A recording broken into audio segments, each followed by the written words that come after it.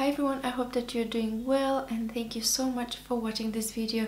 In this video I will be answering your questions that you've posted on my Q&A video request. Thank you so much for posting all your questions, and probably I will not be able to answer all of them in one video, and I will be making a separate Q&A video number 2. So if you have any additional questions, please post your questions below and I will answer it in my next Q&A video.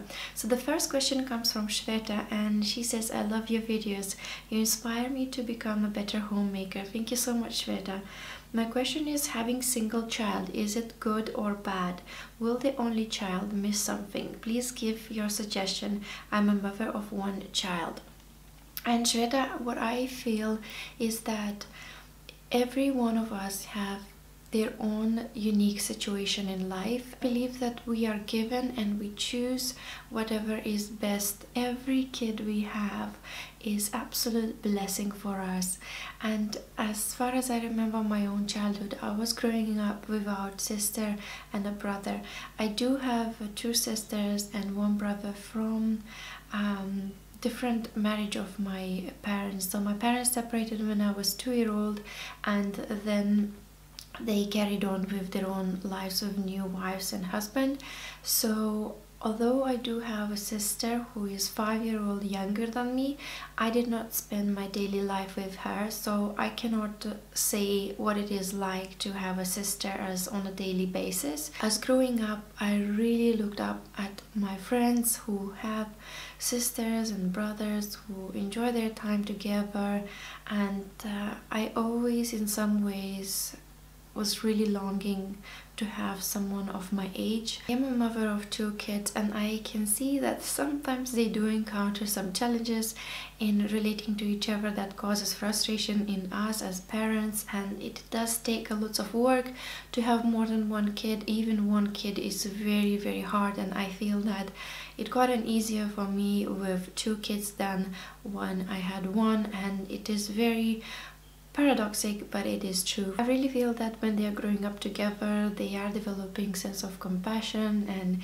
care towards each other and understanding. They are learning to solve problems on their own age level, and I think that it is really great. Personally, I want to have at least 4 kids. I want a busy house, and I love the sense of having a big family and my house being always full of life. The next question comes from Flower Girl, and my question is, why did you stop making videos?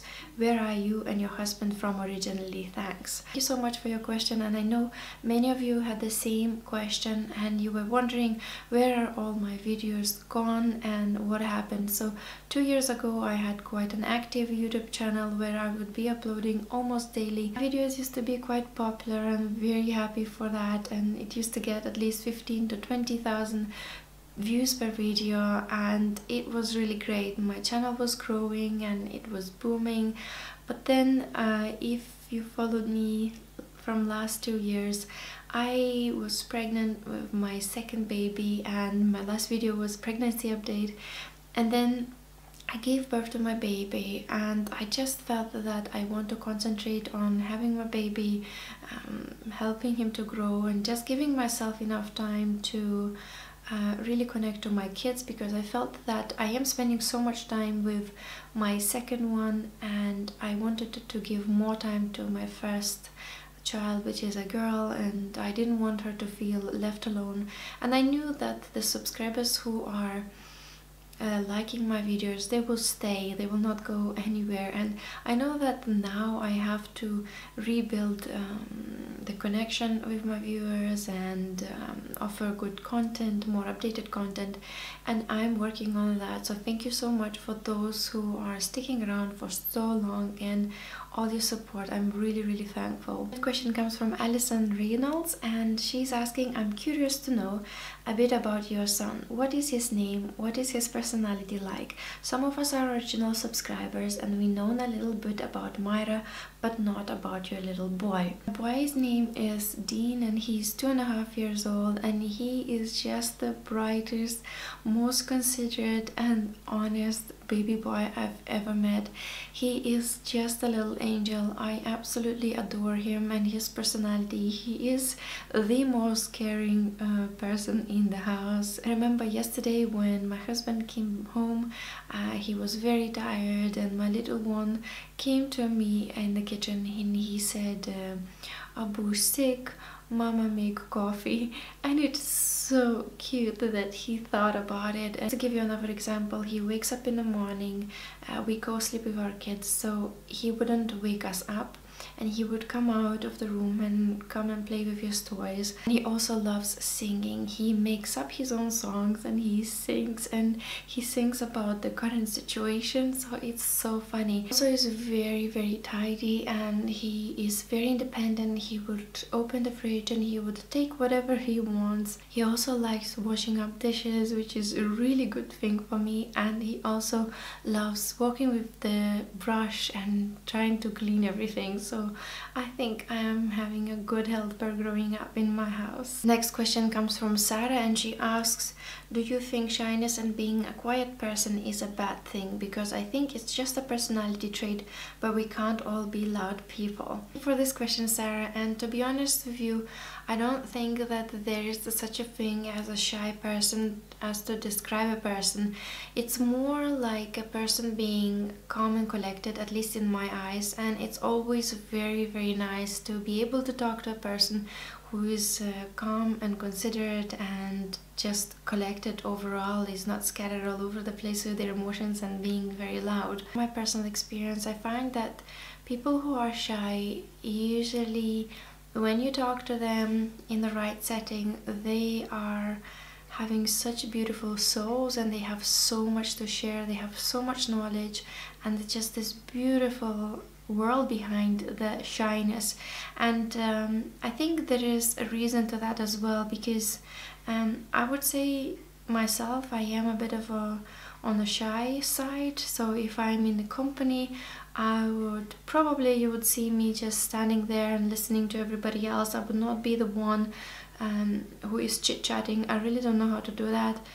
I really don't know how to insert random jokes, and I really admire people who can do that. I really love to be around loud people and bubbly people, and it's so much fun as well because they are full of jokes and full of positivity. So all things are good, and the way we are, we really don't need to change anything, because all the people are different in the world and all of the people are needed in the society, because we're all different and we all add the colors. The next few questions come from Gia P, and she asks, what inspired you to become a YouTuber? What's an interesting fact or story about your childhood or teenage years? What are some of your goals for future? Thank you so much for your questions, Gia. These are really good questions.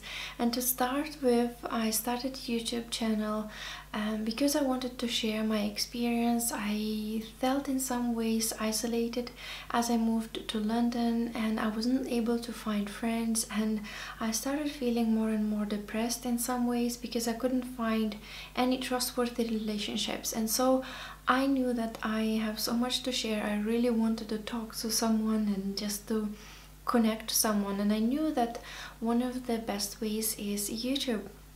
So I started making YouTube videos, and I was able to discover this whole new world and to connect to so many of you, and this is amazing thing. And one thing that I recommend, if you are feeling lonely or so, just don't sit down, close down in your own circle of people or no people at all. Just go out and reach out. And I know that it might be very hard, but to be honest, there is always things beyond our situation. We sometimes just enclose ourselves in this little bubble and we don't know what's going on outside. So I have been able to find really great friends through YouTube, and some of them are so close to my heart, and I'm forever thankful that I was able to find like-minded people who think the same and who feel the same, and we share the same experience. When you asked about childhood memory, I don't know why it came up in my mind, but I remember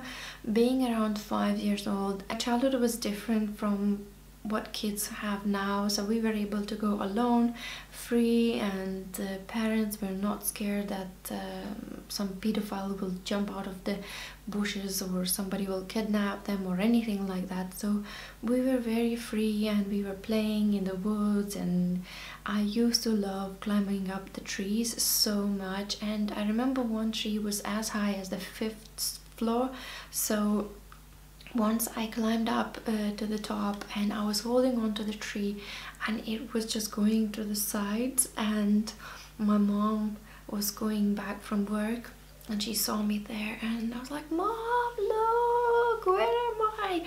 And she was like, "Oh, that's really nice. Why don't you come down and let's go home? I have something for you." And when I got down, she beat me up so badly. I was quite a wild child and I love nature, and I still love nature and my nature walks, and I am teaching my kids to climb the trees. For my future goals, I have a few, and one of them is to obviously grow my YouTube channel. And so thank you so much for all your support and good wishes and good comments. I am feeling forever thankful because it's one of the dreams come true for me. I also have other ideas and aspirations, and I feel that nowadays it's much easier and sounds more normal when you have more goals than one, because usually you are asked to have this one thing that you want to do in life and that's it. And I feel that these days this is called being entrepreneur, and it's no more frowned upon. And I encourage you to follow your dreams. If you want to have all these things done, just do it. Don't procrastinate, don't start overthinking, just do it anyways and see how it goes. Next question comes from Sarah, and she asks, "What did you study?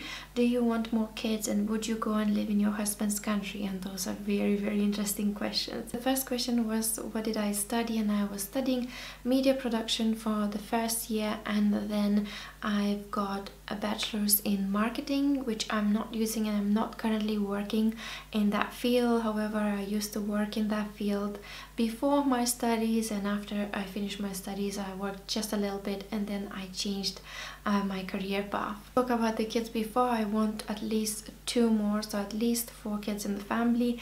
And my husband is originally from Pakistan, and I've been there 3 times already, and I absolutely love the country.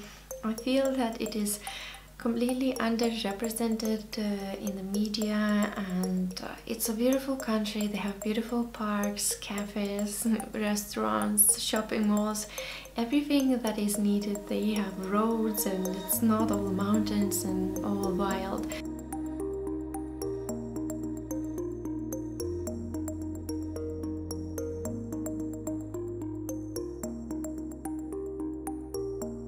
However, the nature is really, really beautiful. Following this Instagram page, which is called Stories of Pakistan or Travel Beautiful Pakistan, and you can see there are such beautiful places. However, political situation inside the country is not great, and it's not that safe to go out. For example, I would not be able to go out by myself in the streets just randomly, sitting at home thinking, okay, now I'm going to go to a shop and get something for myself.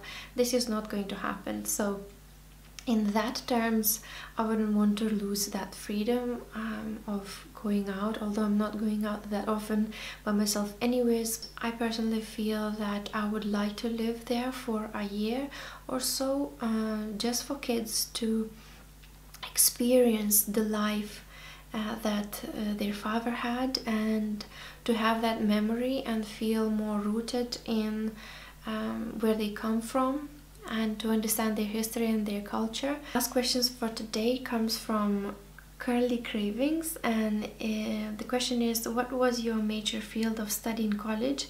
Would you ever consider going vegetarian? And if you could visit any country for vacation, where would you go? Family is not vegan or vegetarian. However, we did not have meat in our house for more than 2 years. Only recently I cooked butter chicken for my guests, because I knew that they are coming from the culture where there are lots of meat dishes, so I just wanted to honor that and you know, make them feel comfortable and welcome.